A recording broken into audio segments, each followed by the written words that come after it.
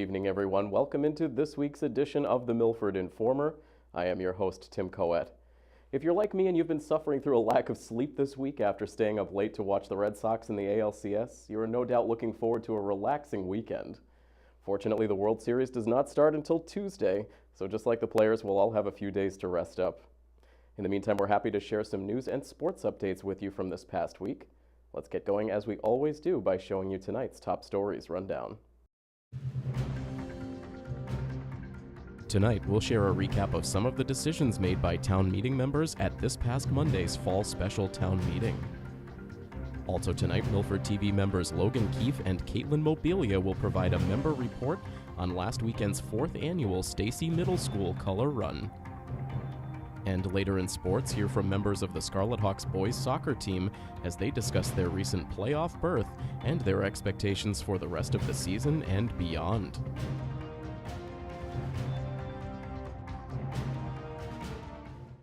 This past Monday, Milford held its special fall town meeting. For those who may have not been in attendance in Upper Town Hall, we've put together a recap of a few of the 36 articles discussed at town meeting. Let's take a look. Milford's fall special town meeting was held inside Upper Town Hall earlier this week.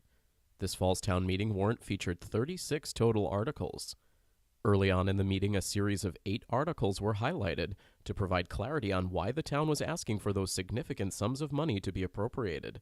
The first of those articles involved a significant upgrade to the town's record-keeping system. Town meeting members, this article seeks the sum of $60,000. The town does not have a formal records retention program in place now. We do not have a records destruction program nor a microfilm policy. We are out of space to store our public records. The selectmen authorized a comprehensive records review at the town hall, which included an analysis of our files and space. We now have completed that review of our town records and received specific recommendations and suggestions with a cost estimate to establish and maintain a comprehensive record retention program. The next step for the town is to implement a record retention system which will include a complete inventory of all the records to be indexed and computerized. We will also determine with state authorization which records can be legally destroyed. Finally, we will determine which records can be placed on microfilm and then destroyed. Once the system is in place, all town records will be stored on-site. Retrieval of any record will be accomplished in a quick and efficient manner. In addition, we will review and update records each year to both microfilm and destroy records as permitted by law. The estimated cost for the program is $60,000. This includes equipment like shelving, supplies like boxes and labels, a database, and the labor. I ask for your support of this article. Thank you. Does any other voter care to be heard? If not, the question comes upon the motion as presented. All those in favor will manifest by saying aye. Aye. Those opposed, no. Motion is carried unanimously. Article 8 on the warrant looked to supplement the town's special injury fund, which is meant to help police and fire personnel who have been injured on the job. Under the Governor's Modernization Act, the town created a special leave indemnity fund for police and fire personnel injured on duty. This article seeks a sum of $250,000 to supplement this fund to pay medical bills and other expenses to those police officers and firefighters injured while on duty to our community. The fund was last supplemented over 2 years ago. It's extremely difficult to budget this account and therefore needs to be supplemented periodically to ensure that the town has sufficient funds to pay these costs. Should the town receive a recovery from a third party found to be responsible for any injury, then the third party recoveries can be placed back to this account if for medical purposes. Salary recoveries would be placed in the general fund. I would urge your support for this article. Thank you. Any voter care to be heard on the motion? If not, the question comes upon the motion as presented. All those in favor will manifest by saying aye. Aye. Those opposed, no. Motion is carried unanimously. In total, each of the bigger budget items highlighted at the outset of town meeting, including $45,000 for town revitalization, $60,000 for a Pheno Pool feasibility study, $180,000 for a new sidewalk tractor, $400,000 for stormwater management, and $30,000 to help repair the front stairs of Milford Town Library were all passed by town meeting members. Another highly discussed article heading into town meeting was Article 11, which would allow for gas stations in Milford to provide a self-service option. I represent the proponent of this article, Volta Oil. Just by way of explanation, Volta is in the process of building the new gas station that is going in on Cedar Street near the 495 interchange. When we first presented this article to the Board of Selectmen to ask that it be placed on the warrant, I was rightfully directed by the Board of Selectmen to the Fire Department and to the Milford Commission on Disabilities. And we had a meeting with the chief. Deputy Chief Nelson has already explained to you the position of the fire department, the fire suppression systems that are required for self-service. In other words, in order for any station to operate as a self-service station, they must have specific equipment approved by the fire marshal, approved by the Milford Fire Department. So all of the safety concerns are regulated by the fire marshal's office. They're codified, they're specific, and there are very few stations in Milford that have those systems. After we got the blessing of the fire chief, we had a meeting with the Commission on Disabilities. Prior to meeting with the Commission on Disabilities, my client and I made a few trips to self-service stations in the area, and I can tell you that a lot of what Michael Visconti told you tonight is the truth. In our survey of some of the self-service stations in the surrounding towns, we found that getting in touch with the people inside to get assistance was not easy. We expressed that to the Commission, and we listened to the Commission, and the result of the hearing with the Commission is the amendment that was added to the article tonight, which is to require a full-service island at any self-service station. And I apologize for any misunderstanding about the question that was asked at the pre-meeting, but when you've come out of a meeting with the Commission on Disability and when you've been told by people that you have to worry about the disabled or the physically challenged and the elderly, I think we answered the question inappropriately. There will be no discrimination at the island. Once it's designated as the full-service island, any person, elderly, young, capable, incapable, will be able to obtain a full-service attendant, and the article requires that a full-service attendant be on duty at all times. A few years ago when this came up, it went down big, and I wasn't smart enough to do any research on it, but I did this time. Let me first tell you, I'm 85 years old and handicapped. Don't judge a book by its cover. My wife is handicapped, so I know when you go out, as it was said a few years ago, that no one comes out when you're handicapped. We didn't have the button. Now the law says you have a button. It is time Milford got in with all the other towns. Now the young man that told you that someone said that there's no savings, I wasn't a college graduate, but I do know this. Today I filled my gas tank for $2.61 a gallon at Speedway before Market Basket. I came back to Milford and it came off 495. It's $3 at Mobile. That's simple math. When someone tells you you don't save any money, putting this in your gas tank outside of Milford for $22 or filling up here for $30 is a savings. In 2018, we live in an automatic world. We have ATMs at the bank. In our grocery stores, we have self-checkouts. I don't know why in an automatic world we would not accept self-service gas stations in town. As the previous speaker just said, in Bellingham, it is true, it is cheaper. A lot of my friends are young, we are on budgets, so we do shop around for our gas. And outside of towns where there are self-services, it is cheaper. So I would just urge you all to vote yes on this article. Thank you. 145 having voted in the affirmative, 24 in the negative, 169 votes having been cast. The necessary two-thirds would be 113 votes, so the motion has been carried. As the evening went on, 3 articles were passed over on the warrant, including Articles 6 and 7, which dealt with town meeting improvement issues, and Article 13, which sought to change bylaws regarding occupancy of buildings. Every other article that was voted on at town meeting passed, with the exception of Article 3. There are 2 reasons why the committee chose town meeting time as the basis. The first is that town meeting time was written precisely with Massachusetts town meeting in mind. This manual works, as the authors further state, within the framework for a town meeting as set forth in the general laws of the Commonwealth. No other manual of parliamentary law can make that claim.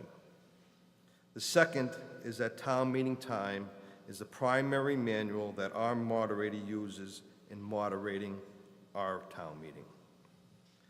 Again, as I stated previously, of utmost importance is not which manual is selected as a basis, but that there be a basis known to and available to the public. I'm sure that the sponsors of this article are very well intended, and I'm sure they're working very diligently on what they're doing. But what is sought to be adopted as a set of rules is simply not a set of rules. This is the book called Town Meeting Time. It was at last put together in 1962. And what it is, it's a compendium of the laws and the practices, not just in Massachusetts, but in all the 6 New England states. They're all in there. Massachusetts is certainly well represented in there. There's also a review of other cities and other towns, I should say, not cities, other towns in terms of their bylaws and what they provide.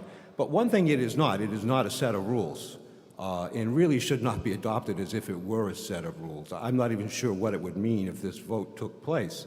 But what I think would happen is that a lot of people would then pull out their Robert Rules of Orders, Mr. Moderator, point of order on page 76, it says this, then the moderator is going to have to pull his out, town council will have to pull his out. I think a lot of time would be taken up very, very unnecessarily if this were done. 39 have been voting in favor, 122 opposed. The motion is defeated. Last weekend, the students from Milford High School's Hospitality and Tourism Management program held their 4th annual Stacy Middle School Color Run. Despite some damp conditions for the race, the event was a big success, bringing residents of all ages together for a good cause. Here are some highlights from the event, courtesy of Milford TV members Caitlin Mobilia and Logan Keefe.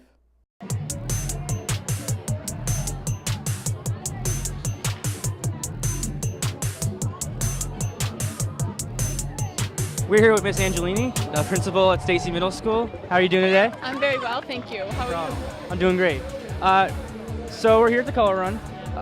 What is the Color Run about, and what are we doing here? Okay, it's great. This is our 4th annual Color Run, and what we're doing is bringing people together to form a community. What is it like seeing your students come back and It's do my this event? favorite part. It's my favorite part. I call them, you guys are our alumni, including you. It's the best part. When kids leave us, we don't know what happens. So when we see kids come back, it really is joyous for us. Teachers go into the business to help people grow and be able to decide what they want to do in their career or their college or career readiness, and having them come back and share some talent that they've garnered from our school system and smile while they're doing it is just joyous to us. It's my favorite part, watching people grow and helping people succeed. We're here with a couple students from Stacy, Sophia and Haley. So I was curious why you guys are here to run today. It helps raise money for the school to make it a better place, and it's really fun. Yeah, because Stacy needs to be better, and all schools need to be better. Is this your first year running? No, I've ran the past 4 years, and it's rained every time. How many years is this for you doing this run? This is my 4th year doing it, so I've been doing it since it started. So it's just a great event for the school. That's awesome. What keeps bringing you back? Why do you love doing this so much? I like to do it because it's being able to support the middle school. So and it's a great turnout even in the rain. So it's a great event for the community. What we're doing is trying to bring people into the school to participate in something fun. More importantly, though, what we're trying to do is get kids who used to be here to come back, so you're having older kids taking care of younger kids, and that's what we're all about. Bringing kids together, transferring their learning to a real-world situation. I can't commend the hospitality students and their teachers. This is incredible. What they're learning in the classroom, they're taking and implementing and creating this fabulous activity for the community. And this is our 4th time doing it, and it's getting bigger and bigger every year. So we're just really excited that people come out and join in the fun.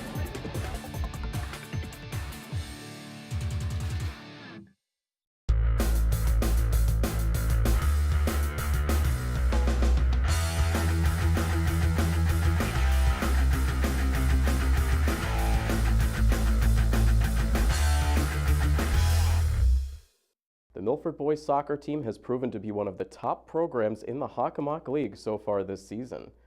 The Milford boys became one of the first teams to punch their ticket to the MIAA tournament last week, an accomplishment that had been eluding the program since 2013.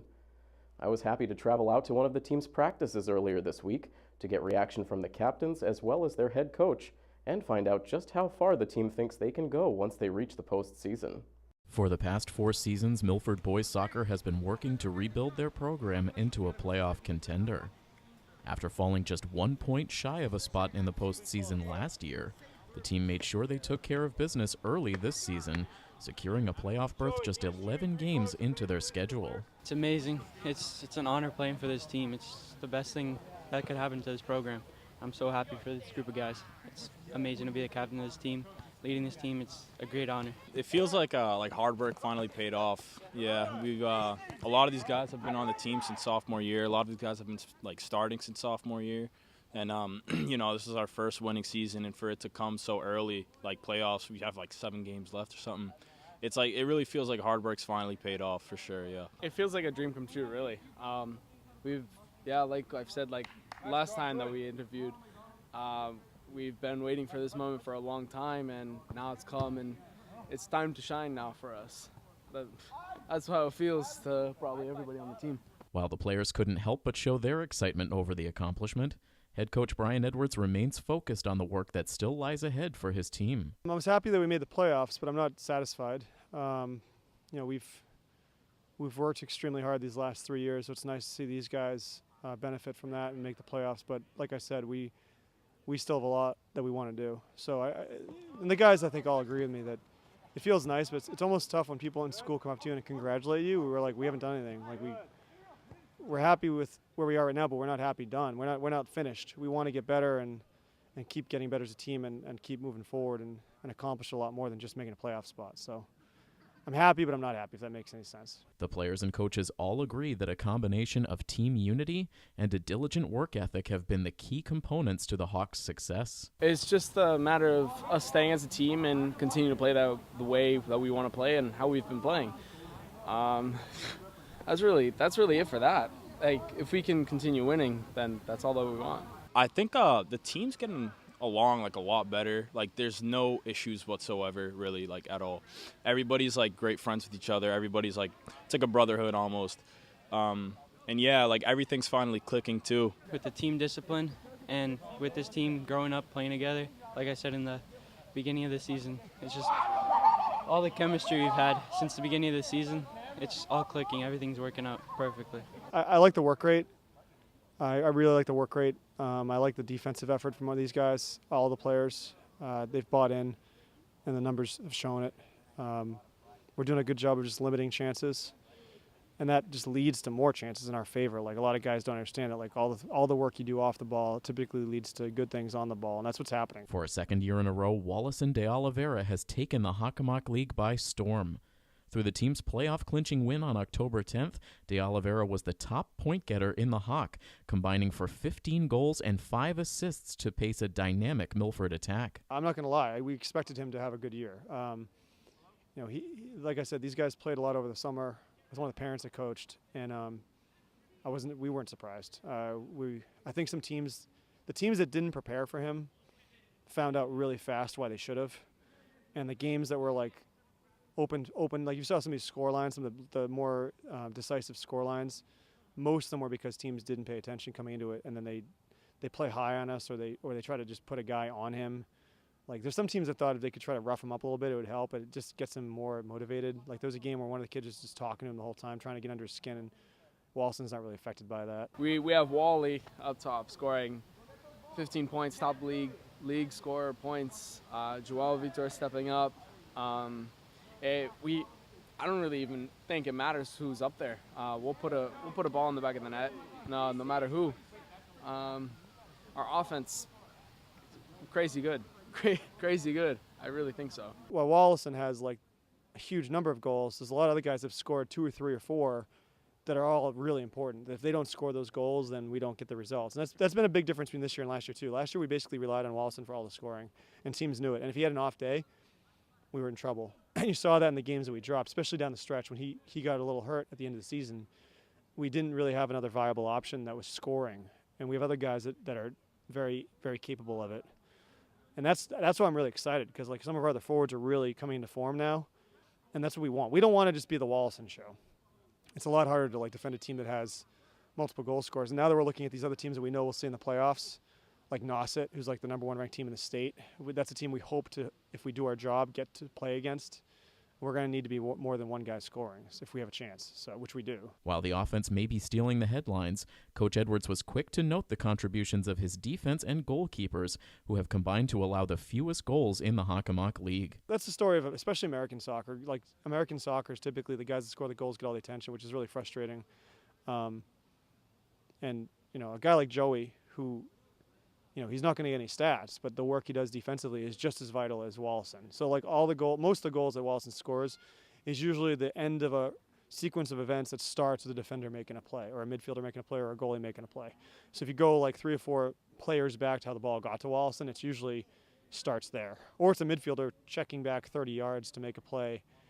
But you know, it's these guys know. Like a guy like Joao Boaventura, he's playing probably the best soccer of anybody in our team. He's played 11 straight games of lights out soccer. He just controls the field, and he's just as important. But he's not going to get results because of what his job is on the team. It's just how soccer is. It's just the communication in the back line. It's either me, Lucas, Zach, me, Lucas, Thiago, no matter who's in, really. It comes down to the communication of the midfield to the defense, calling out who's going where, calling out the patterns, and I don't know, playing as a defensive line. Instead of one player, it's all 3 of us in the back line.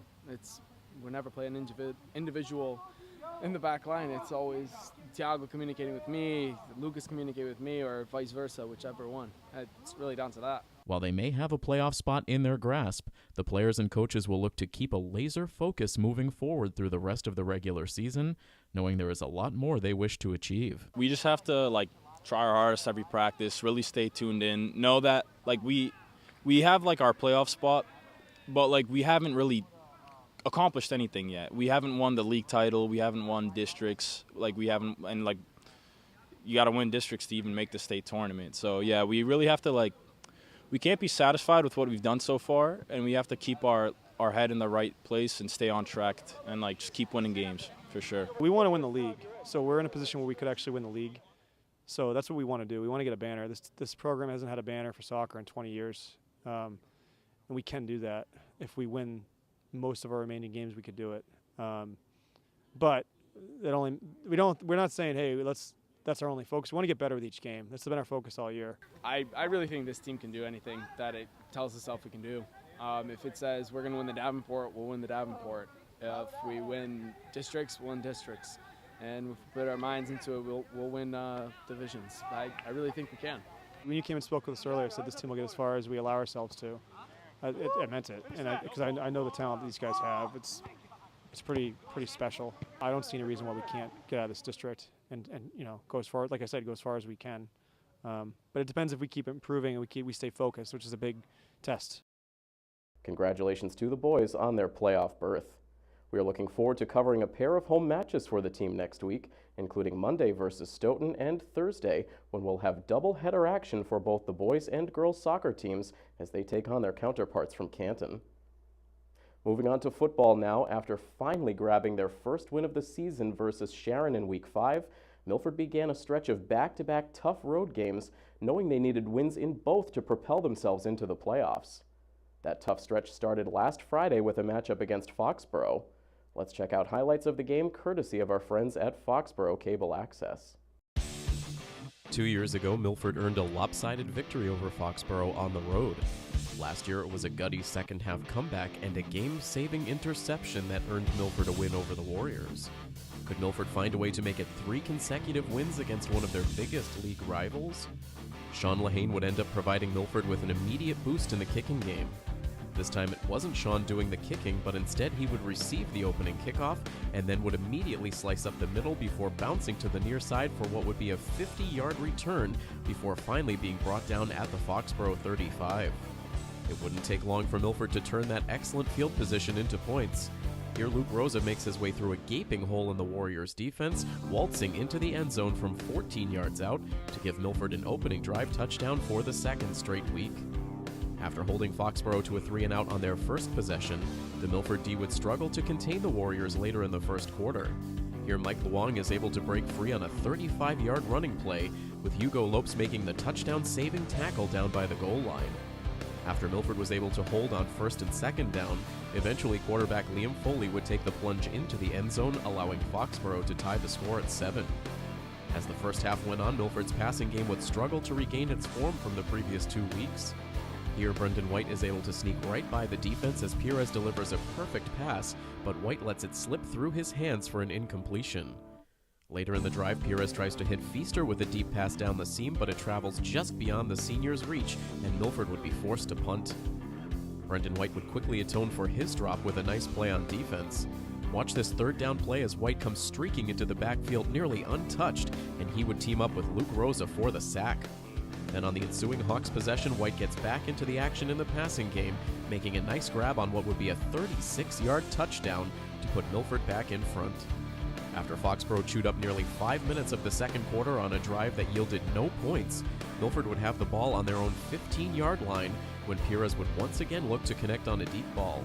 With Hugo Lopes charging down the far sideline, Pires drops an absolutely perfect pass into Lopes' hands in stride, and Hugo would take care of the rest, going 85 yards for the touchdown. Milford would end up getting the ball back with just over a minute to go, giving Colby Pires an opportunity to put on a passing clinic. First, he hits Brendan White over the middle on a 34-yard strike into Warriors territory. On the next play, it's Pires finding Feaster along the near sideline for an 18-yard completion. Then it's back to White on a quick out pass to take Milford down to the Foxboro 11. Pires would be a perfect 4 for 4 passing on the drive before ultimately using his legs to go the final 5 yards for the touchdown that would give Milford a 28-7 lead on Foxboro heading into halftime.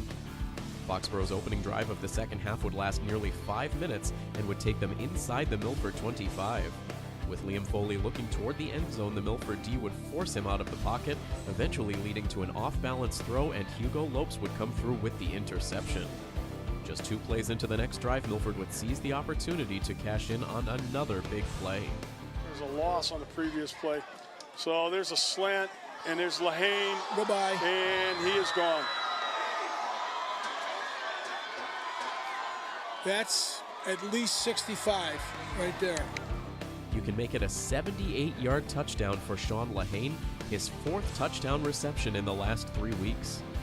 With time winding down in the third quarter, Luke Rosa would bookend the Milford scoring with his 2nd rushing touchdown of the night. This one would go for a season-long 20 yards for Rosa. The Warriors would produce a couple of TDs in the fourth quarter, but by then the outcome was not in doubt. Milford makes it back-to-back wins on the season and 3 straight victories over Foxboro as they win this one by a final of 42-28. Best of luck to the Hawks as they look to punch their ticket to the playoffs. And once again, we wish good luck to the Boston Red Sox when they open up play in the World Series on Tuesday night against either the Brewers or the Dodgers. That's all we have for you tonight. From all of us here at Milford TV, this is Tim Coet saying have a great week. So long, everybody.